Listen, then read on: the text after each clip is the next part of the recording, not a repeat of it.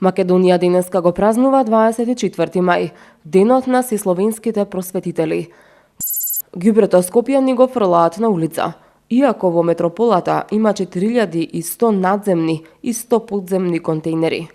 Скопје Креатива 2019 од 31 мај до 2 јуни ќе го заокружи календарот на настани за месец мај.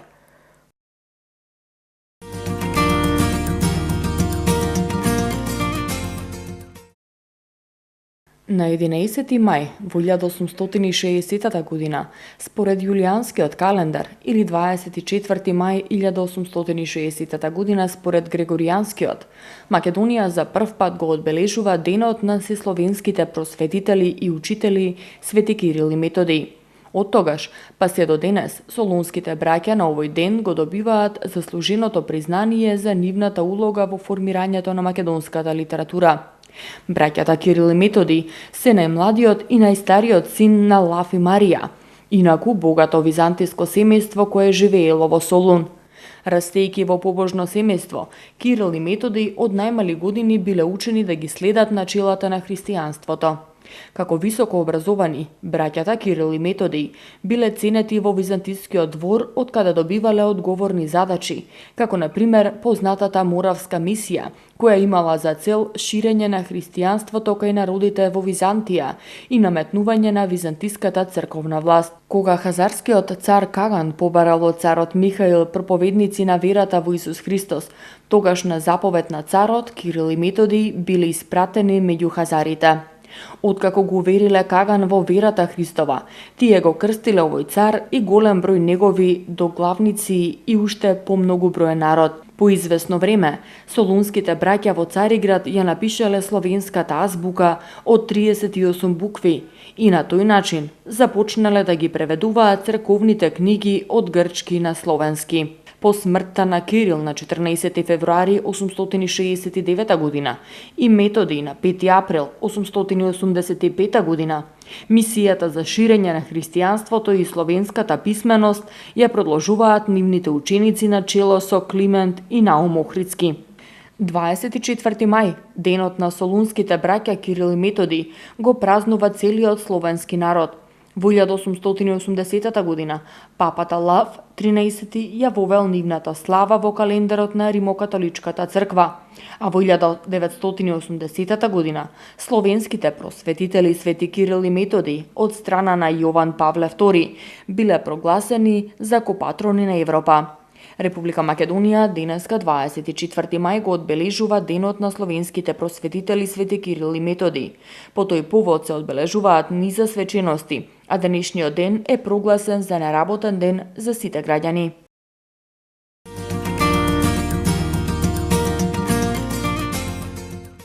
Во Скопје има 100 подземни и 4100 надземни контейнери, но ѓубрето сепак се фрла на улица.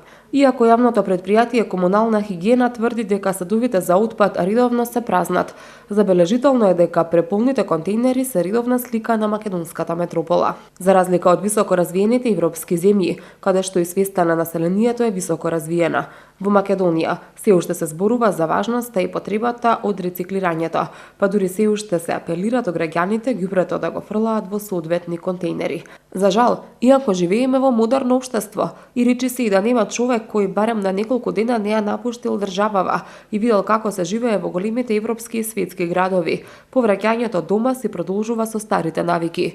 Пред само неколку месеци бевме свидоци на еколошка катастрофа која му се случи на студентскиот дом Пелагонија во Кисела вода, како резултат на несовесното однесување на студентите, идни академски граѓани.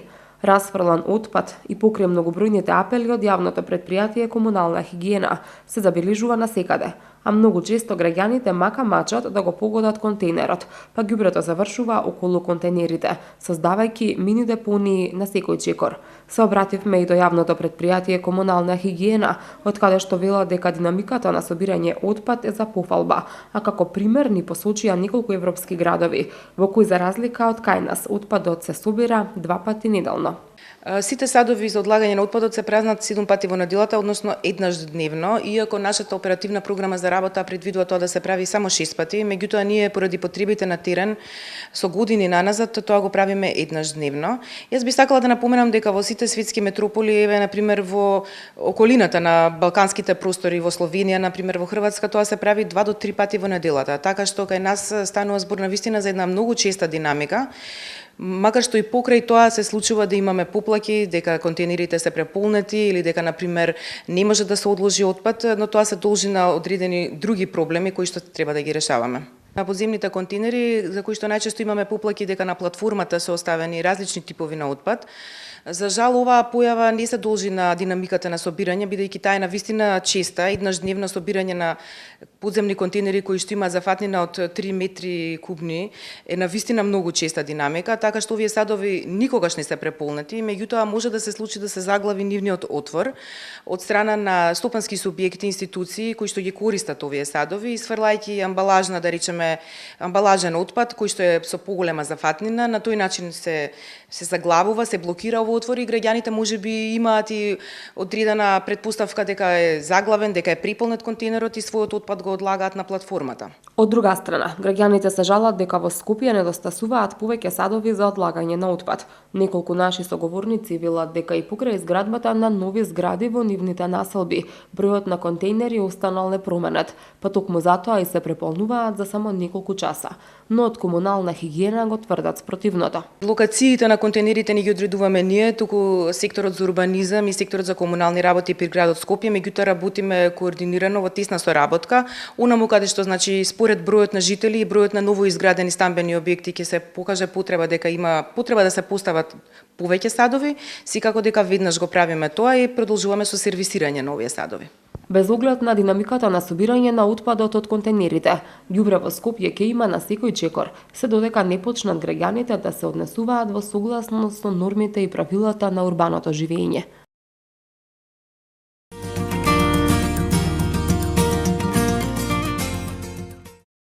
Осмото издание на Фестивалот за развој на креативни индустрии Скопје Креатива 2019 ќе го заокружи календарот на настани за месец мај, со 3-дневна програма почнувајќи од 31 мај до 2 јуни. Фестивалот годинава ќе се реализира под мотото Зелено Скопје, кое символички ја содржи идејата за еколошката свест како култура на живење. Идејата е преку фестивалот и неговата програма да се ангажира креативниот потенцијал на градот Скопје во насока на создавање на подобра релација помеѓу жителите и животната средина, како и да се поттикне креативно и иновативно делување со цел создавање на творештвото кое ќе придонесе во општествениот и економскиот развој на градот. Фестивалот опфаќа неколку програмски линии: програма за дизајн преку сегментите за развој на нови прототип производи, брендирање на Зелено Скопје и бјутификација на градот, програма за архитектурата посветена на екологиите на градот и трансформација на јавниот простор, музичката програма преку издавање нова музика и настапи на квалитетни музички автори и диџеи и филмска програма Кино утро и Кино под звездите, како интересен спој на документарни филмови, реклами и патописни репортажи од архивите на Вардар Филм. Дополнително Скопје Креатива 2019 ќе понуди креативни работилници за деца, театар, изложба на редизајни на постери на македонски филмови, музички албуми и книжевни дела, презентации на иновации и поп-ап стоп за дизајн, книги и музички изданија од домашни автори и издавачи.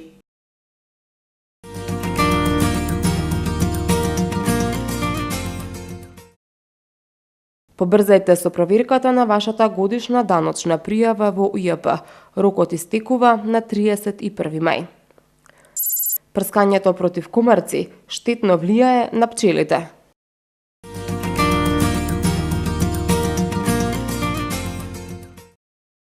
Управата за јавни приходи ги информира граѓаните дека во тек е активноста за генерирање и достапување на предпополнета годишна даночна пријава за утврдување на персонален данок на доход за 2018 година. Даночните обврзници, физички лица кои се регистрирани на системот e-персонален данок, преку своите кориснички профили може да извршат увид во годишните даночни пријави за 2018 година. Крајниот рок за доставување на предпополнета годишна даночна пријава за утврдување на персонален данок на доход за 2018 година од страна на Управата за јавни приходи до граѓаните беше до 30 април. Граѓаните имаат можност најдоцна до 31 мај да ја потврдат или коригираат предпополнетата годишна даночна пријава. До истекот на крајниот законски рок, граѓанинот може да го менува статусот на пријавата, односно да ја потврдува или коригира се до истекот на крајниот рок 31 мај. По истекот на законскиот рок, на 1 јуни, годишните даночни пријави ќе добијат статус на конечни даночни пријави, согласно последниот статус на годишната даночна пријава, потврдена или коригирана. На 1 јуни службено ќе бидат потврдени и годишните даночни пријави кои од страна на граѓанинот не се ниту потврдени, ниту коригирани. Годишната даночна пријава која граѓанинот ја коригирал, а добила статус на конечна даночна пријава, ќе треба да биде одобрена од службено лице на Управата на јавни приходи. Доколку службеното лице не ја одобри пријавата, ќе следи донесување на решение за утврдување на персоналниот данок на доход за 2018 година. УЈП апелира до граѓаните кои оствариле приходи, а се уште не се регистрирале на системот e-персонален данок, истото да го сторат во најкраток можен рок, имајќи ги предвид бројните придобивки на користењето на системот e-персонален данок, како на пример заштеда на време кое досега се губело пред шалтерите и во даночните канцеларии на Управата за јавни приходи, соопштуваат од УЈП.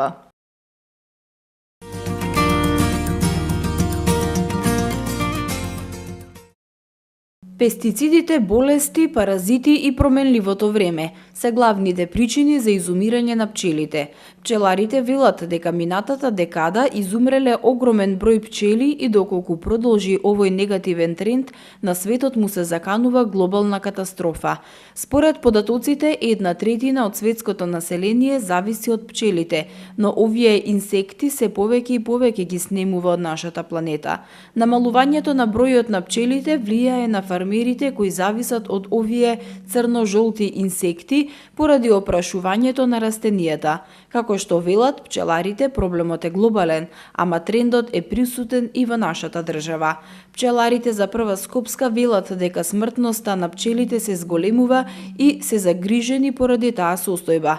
Тие велат дека за изумирање на пчелите придонесува и авионското прскање против комарци, па предлагаат уништувањето на ларвите од комарци да се прави на друг начин. Во светот сега во момент се води голема битка за опстанок на пчелите. Зошто? Затоа што не само 70% што создаваат храна и приход од храната зависат, посебно растенијата, посебно организми кои што не ги опрашуваат други инсекти и посебно што другите инсекти веќе изумреле. Во покрајината Сечуан во Кина, што е поголема од поранешна Југославија, нема инсекти. Тамо со пердушка ги опрашуваат јаболките и крушките кинезите.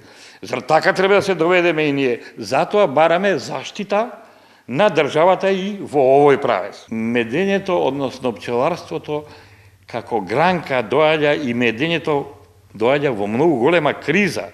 Мора ние да размислиме за климатските промени, мора ние да направиме нешто. Посебно ова би сакал, зашто вашата емисија е скопска, би апелирал за употреба на препарати против комарци и прскањето со авиони. Би ве замолил, ако може да се замени, да се субституира со рибчиња мали кои што се хранат, природни, да направиме природни непријатели на комарецот. Поради изумирањето на пчелите, оваа година се очекува да има помалку мед, а тоа ќе придонесе и да се покачи цената на медот. Пред 10 години тегла мед чинеше околу 150 денари, а денес е над 400 денари. Моментално има голема побарувачка за здрав и природен мед без разлика дали е планински или ливадски. но пчеларите велат дека таков се помалку има. Инаку во земјава има зголемен број пчелари, особено е зголемен бројот на жени пчелари. Понежниот пол е многу заинтересиран за одгледување на пчели и производство на мед, но многу повеќе дамите се ориентираат за производство на поленов прав, млеч, прополис, производи кои ги бараат посебно младите мајки за зголемување на имунитетот кај децата.